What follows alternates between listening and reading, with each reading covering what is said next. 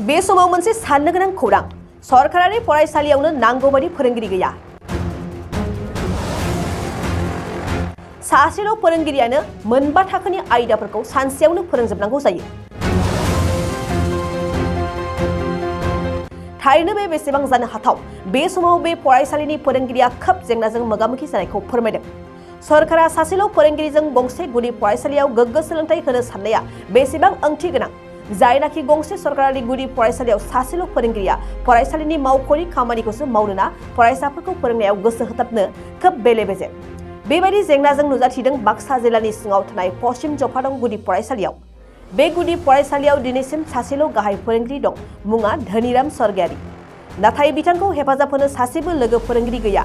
जायनि जाउनाव गाहाय फोरोंगिरि धनिराम स्वर्गियारीया खोब जेंनाजों मोगा-मोगि जानांनायखौ फोरमायदों। बेखौनो फरायसाफोरनि गोग्गो सोलोंथाइ आरो इयुनखौ नोजोर बोनानै गाहाय फोरोंगिरि धनिराम स्वर्गियारीया आसाम आरो बिटिआर सरकारनिसिम आरज गाबदों। थाबैनो पश्चिम जफादं गुदि फरायसालियाव सासे लोगो फोरोंगिरि थिसननायखौ लुबैदों। गिबियावनो खौरांगिरिफोरनिसिम साबायखर जासिबाय। दिनैहाय बे गथ'फोरखौ बाहेराव दिहुननानै फोरोंनायनि जाहोनानो जाहैबाय जोंनि गथ'फोरा बे न' सिङाव हाबनानै बे गुसु बोथोराव माने थानो हायै बायदि जायो फोरोंनाय समाव गोजांनानै।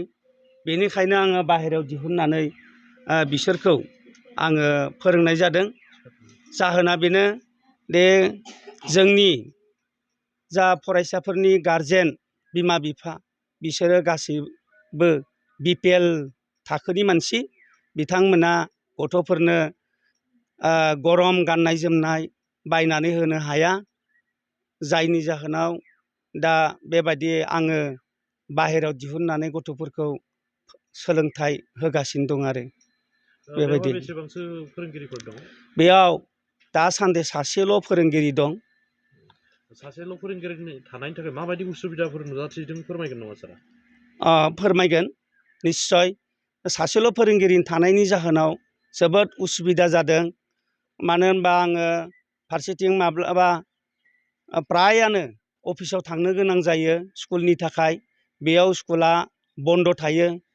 आरो फारसेथिं सोलोंनायनि उसुबिदायैनो साबजेक्टआ सासे मोनसे क्लासावनो मोनबा साबजेक्ट थायो, आयदा थायो। बे आयदाफोरखौ सोलोंजोबनायाव बिराद उसुबिदा जादों। बिटिआर सरकारनिसिम नोंथाङा मा खावलायनो सानो? आङो बिटिआर सरकारनिसिम बेखौनो खावलायनो सानदों जे जोंनि बिटिआर सरकारा गंफ्रोमबो फरायसालियावदि सासेल' फोरोंगिरि दं बेखौ गंफ्रोमावबो फरायसा हिसाबै फरायसा नायै नायै बबावबा सानै बबावबा साथाम बेबायदियै फोरोंगिरि थिसनोब्ला मोजां जायो। बेनि थाखायनो आङो दानि जा बिटिआर सरकार बे बिटिआर सरकारखौ आङो खावलायनाय जाबाय। नोंथाङा बेवहाय हारसिं सोलोंबाय थायो, दा माब्लाबा अफिसनिबो खामानि थायो, अब्ला फरायसालिखौ माबायदिहाय फोरोंनाय जायो फोरमायगोन नामा? बे बेलायाव आङो माब्लाबा जुदि अफिसारा जुदि फुङावनो लेंहरोबा फुङावनो थांनाय जायो आरो फरायसालिखौ बन्द होनानै आङो फुङावनो थाङो। आरो माब्लाबा एसे लेटै लेंहरब्ला थिग 12 बाजिसोहालागै क्लासखौ खालामनानै आङो अफिसालागै थाङो। नोंथाङा सानाय सुनाय बेरामनि जेंनायाव गोग्लैदों नामा? जुदि नोंथाङा सानाय सुनाय दंब्ला जिंगा सिनांगौ गैया।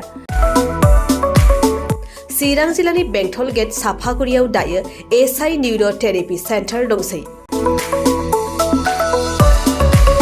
बे थेरापि सेन्टाराव नोंथाङा गोरलैयैनो देहानि सानाय सुनायखौ फाहामथाय लानो हागोन।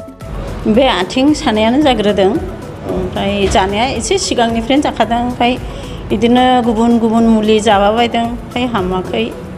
दिनैनि ट्रिटमेन्टआ आङो एसे मोजां मोनसिनबाय। जेरै सिं सानाय, आफादावदै सानाय, मोदोम जरा सानाय, आइजोफोरनि जेंना, खर' सानाय बायदि बेरामखौ फाहामनाय जायो।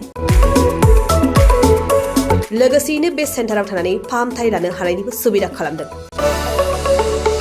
नोंथांमोनहा एसआइ निउर' थेरापि सेन्टाराव फाहामथाय लानो गोसो दंब्ला नैबे मबाइल नम्बर 7620160459 नङाब्ला 9476 977 956 आव थोंजों सुलाद लानो हागोन।